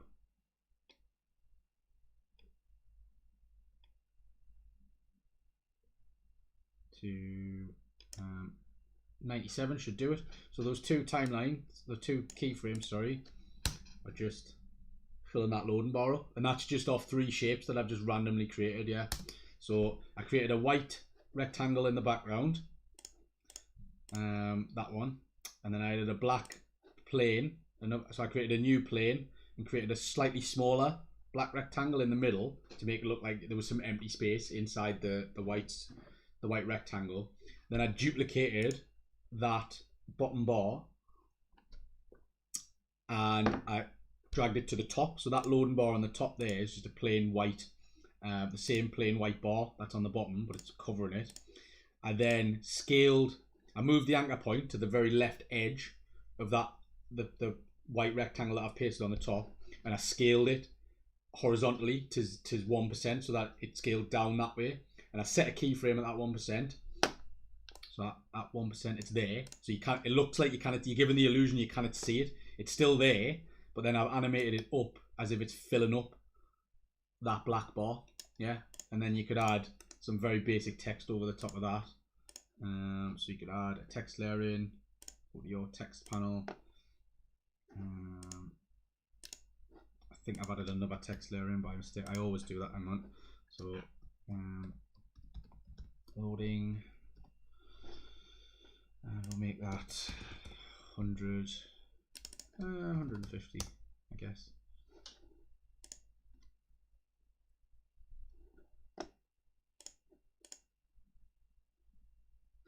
And then center that, and then on your loading text, as that's, so that starts there, you can have it text, you could have transform, you could have its opacity set to 0, and then after 1, 2, 3, 4, 5 frames, you could have its opacity set to 100.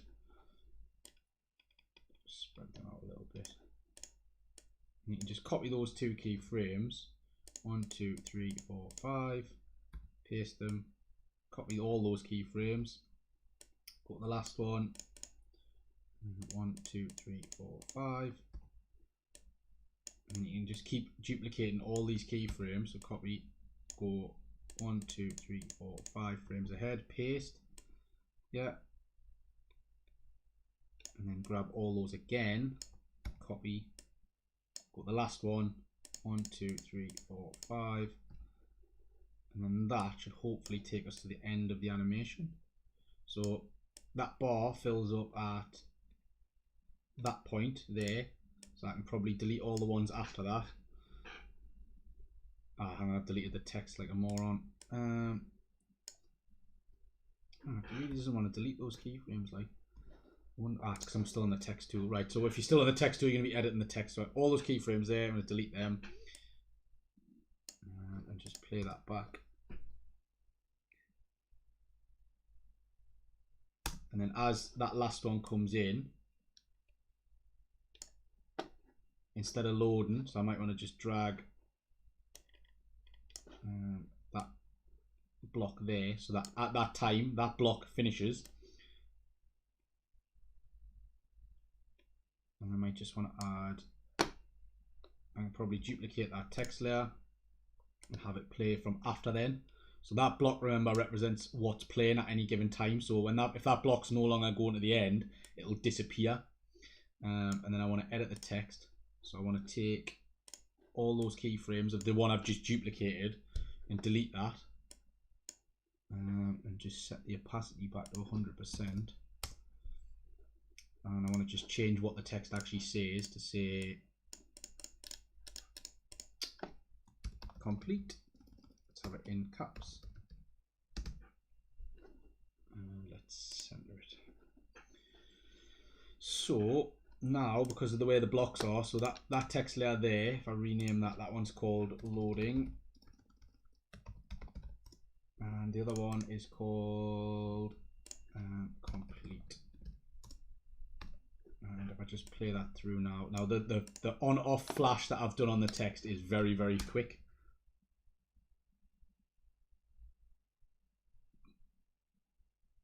And there's a little overlap as well. So there's a frame there where they're both on. I don't want that. So if I just see where one block ends, can you see that block's not quite ending as the other one comes in? So I just need to grab that block and drag it back to there. Now, if I drag that back to the top and press the preview window, so So my bar is just going to drop up as my text loads in. Everything always looks like it's spelled wrong when it's in block capital for some reason. Yeah, and then complete. And you can add all sorts of little bits of animation, but it's like, you'll see this quite often when people do like little video game animations and stuff. It's quite good. Really, really like prominent examples of this that are like really high and very professional would be in something like Scott Pilgrim versus the World. I'll see if there's a... If I can spell the word, well, the name Scott, that would help. Like,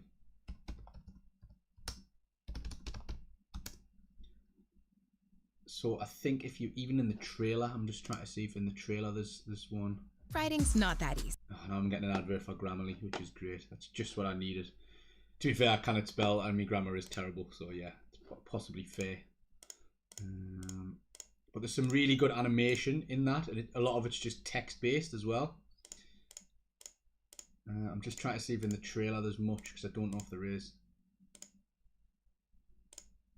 But yeah, it's a very good example of text-based animation. If anyone's seen it, there's a lot of high-end visual effects in it, but there's also a lot of just text-based animation as well. Hang on, so there's a bit here specifically. Waiting for the package you just ordered? Maybe. Scott So you see Pilgrim? there, so when the bell rings, Scott just Pilgrim? some little bit of text animation dropped in there. There's a little bit where he does like there. So again, just a little bit of text animation there as he hops over. So that the three text little things like that can really add, and it can be added to footage, or you can do like I say, some more bespoke video game stuff if you want as well. Just like I say, once you have a look at all these different animation techniques, you'll start seeing them everywhere. You know, that's a sort of feature film, so don't worry about creating something to that level, but just even using like different fonts, different opacities, so and that sort of thing can do it. You can go for a more classic look, like a more old school computer game sort of look if you want. But as you can see from the amount of layers I've got in there, there's 5. So there's one rectangle, that's the background one. There's one rectangle, that's the black bit there that we're then filling up with another white bar. And then I've got some loading text. You can add, there's a bunch of effects you can put on the text as well. So if I just duplicate this, because I don't want to undo what I've done. If I duplicate that and turn off the bottom one, I'm going to delete those keyframes out so that it's not actually doing anything. So it'll just be constant text that says loading. If I go to effects, and these are like the presets, so I always forget the good ones.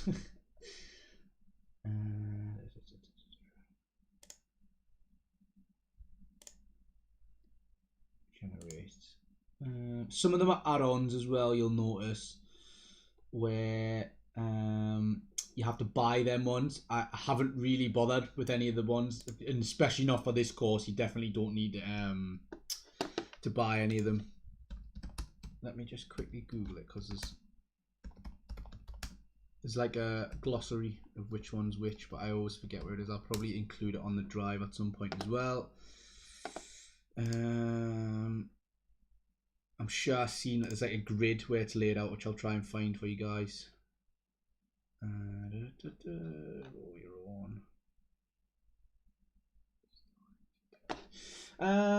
Okay, so yeah, you can generate your own effect where it's sort of fading in and out like I did with the opacity, or you can look for some effects in here as well.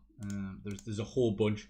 Have a little go. Some of them are really like color grading and color correction you won't need. I think warp, this might be stylize.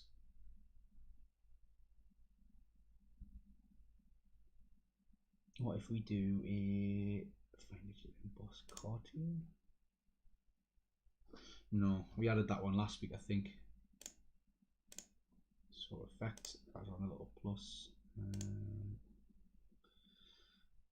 Maybe I'm thinking of a different version, to be honest. It looks like I might be, because because these are all to do with your footage. But either way, if you want to do something different, so the first layer I added in does this, where it flashes on and off.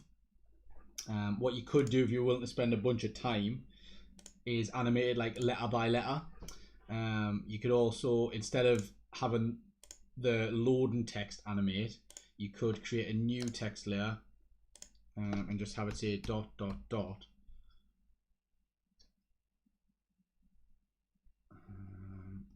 I could just do one dot actually, and then you can position that here like that, and then duplicate it, Control D, drag that one out, and then again duplicate it again, drag that one out, and you could just have a play with the blocks, so where it's positioned in time. What you might be better off doing with that is doing that in its own pre-composition. So those 3 dots there, right click and make composite shot. So if I just call that ...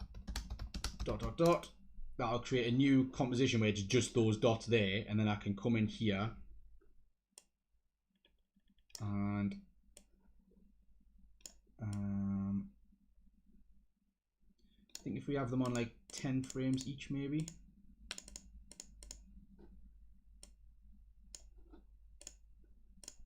So that one. So that's gonna, the first one, the first dot is gonna play for 10 frames. Actually, what am I talking about? I'm doing this completely wrong. Right, so if we want to animate over a second, so if I take the playhead to a second, there, we want that to play for 1 second. We want that one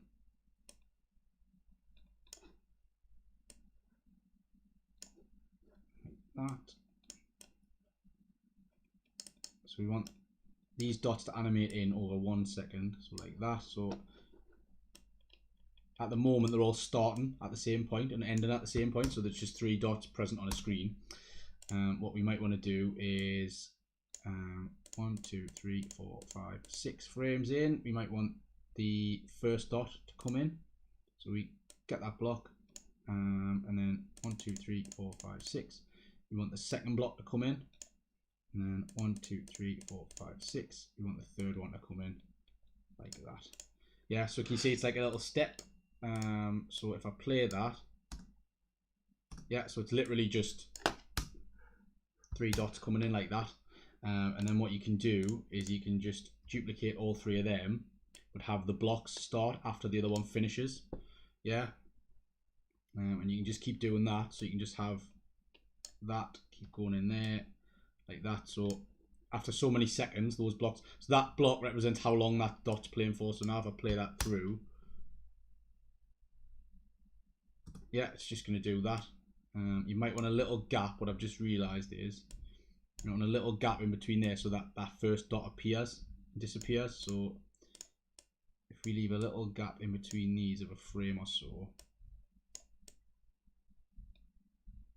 like that, duplicate that one like that, Control D again, that'll bring that block up. I can't remember how long the other animation was, but because I've made this into a composite shot and call it ... if I go back into loading, can you see there's a ...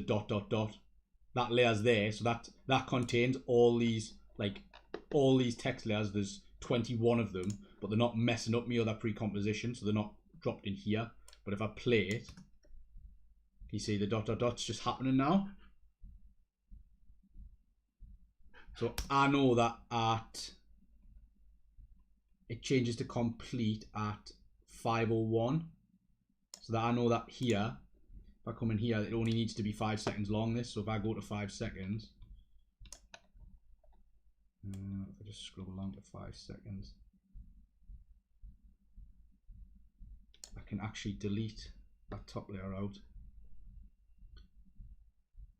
and I can drag them down so that they only go to 5 seconds. If I go back into here, So they're still visible there at 5:01, which we don't want. At 5 seconds, sorry. So we might want to go to 424.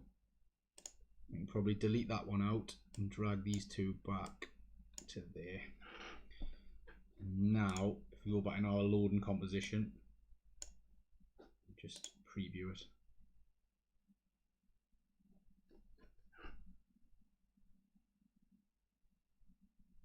Now this is getting pretty complicated, but we are on session 3. So this is the animation itself is a pre-composition called loading. But then within that, stop playing. Within that composition, we've made another pre-composition out of a bunch of different layers. Now the reason I've done that is because could you imagine if I had to have all these text layers within me loading composition? That would be an absolute disaster area to look at. And I know that I want the 3 dots to be grouped together. I just want them to be appearing at different times. So when there was 3 separate dots in there, I right clicked on them and I made them into a composite shot. I called it ... and then I edited it within here. So all this composite shot is doing is animating those 3 dots. Can you see? Yeah, in that sequence. So one appears after the other. So that block appears for a couple of frames, for 6 frames. Then that one appears for 6 frames. Then that one appears. And they all end at the same point. So none of them are visible when you start. You move it on, that bottom block becomes visible. It's only one visible for 6 frames. And the second one comes in. And then the third one comes in. And then they all disappear. Yeah. And then I took that structure of those 3 and duplicated it to the time length that I needed it to do that. And because this is appearing in a different thing, it just automatically updates that so that it's in here. So imagine this is like being your little group where you can come in and edit your layers, but because it's a composite shot, it appears as one in there. So it's grouped in here, but you can still edit it within there. It's a little bit complicated and a little bit confusing, that bit, so please bear with that one. It's best to do them as composite shots though, because like I say, I've got 17 text layers in there that are just dots.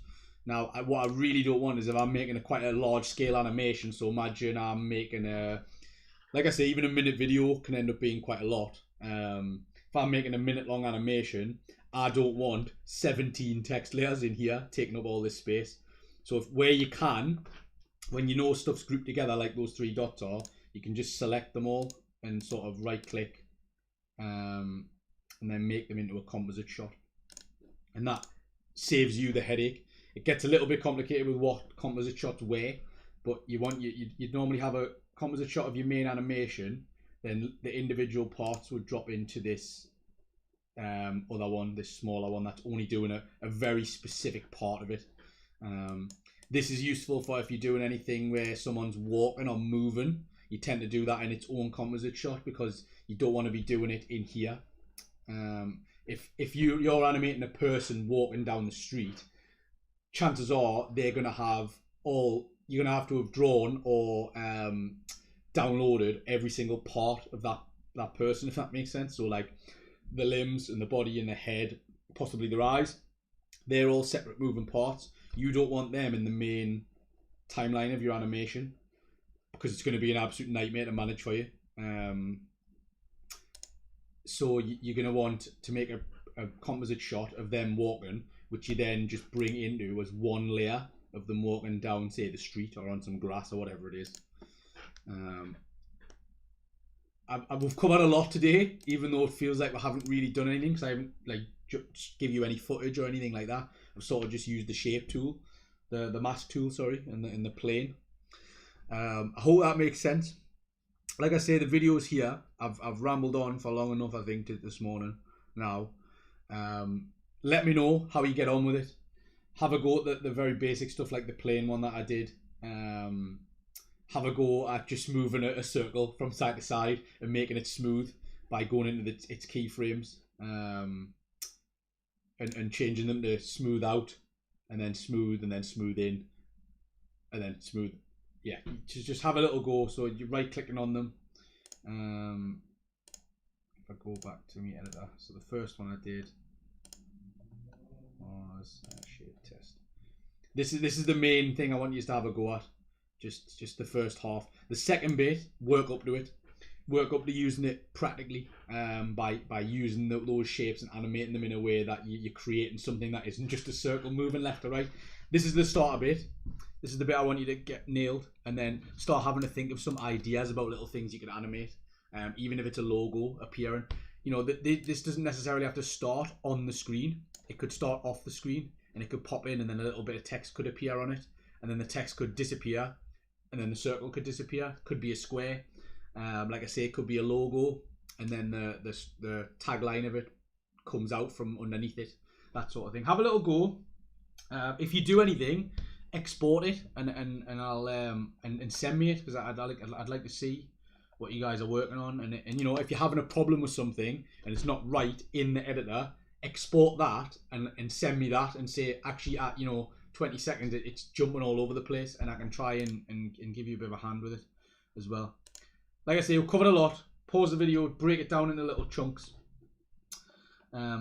Just quickly recap, if you are wanting to export anything, I will quickly export my loading bar. Where's it at? I'm going to give it a background colour of just black though before I do that. So remember, to export, I'm going to mark an end point to when it hits complete. So a couple of seconds after it's hit complete, I mark my out point, which is there. So you can mark in and out, but I only need to mark me out. And press the little arrow next to export, add to queue, in out area. You'll get a little thing here. It'll show you the old ones that you've exported. I'm just going to remove mine from the queue. If you click on the output file, it'll show you where it's going to go and allow you to name it. So I'm just going to leave it as loading, and it's in the same place I've been exporting all the other ones. YouTube 1080 HD, that's fine. Start exporting, and away it'll go.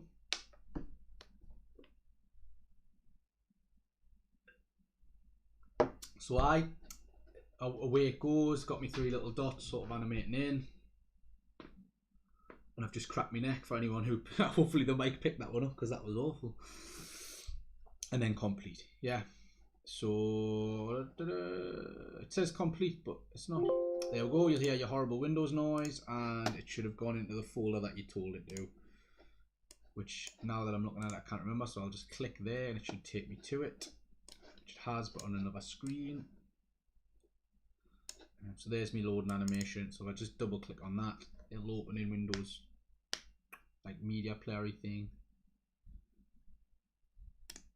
And if I just set that to, can we repeat? Okay, it doesn't seem to want to, but yeah, there it is in all its glory, animation. It's always good to watch these back when you've exported as well, because sometimes you'll spot a little error where like the white line sort of popped out at the top or the bottom, or like the text overlapped with itself. But yeah, I'm pretty happy with that. I've put that drive link in there. I'm more than happy to go over any questions you've got over email as well. So give me a shout. And I'm going to leave it there for today, guys, because I feel like I'm sick of the sound of my own voice, and I know you guys are probably sick of it too. So yeah, have a good weekend. If you get up to any animating, please export some stuff and let me see. If you've got any questions, please give me a shout. It's Hatham at Media Savvy CIC. The Facebook page, I have a Facebook account for Media Savvy, which is just Hatham Media Savvy on Facebook. Also the main Media Savvy page, we monitor the inbox on that, so give us a shout. I'll leave the stream running because I know some people are on like a catch-up sort of thing. So I will stick that screen on, and I will leave the stream on for 5 minutes or so. If anyone's got any questions, give me a shout. But other than that, have a good weekend and stay savvy in that. Goodbye.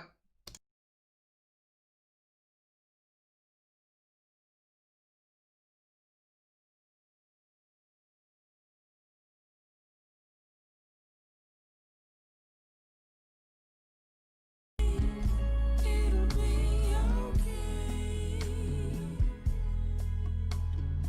Let me be the one to ease your pain.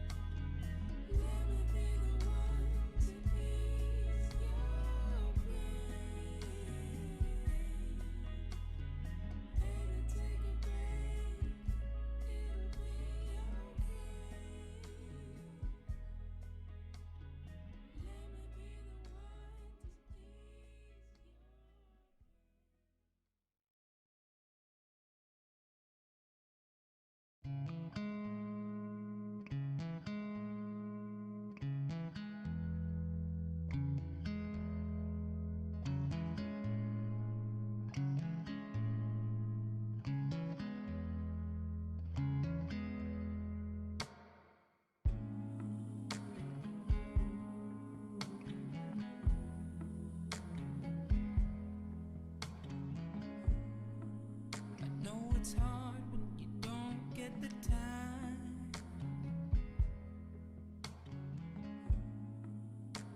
to do the things you gotta do. Always moving forward, always on the go. I hope you take a moment to take it slow.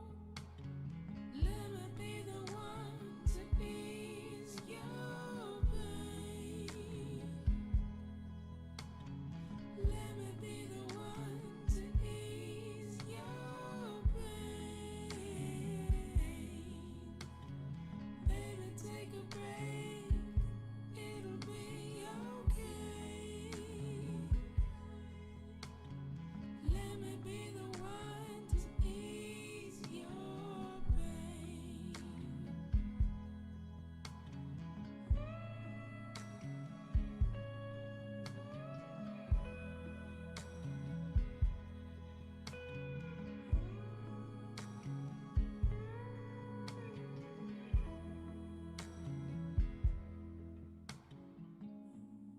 Know sometimes that it doesn't make sense.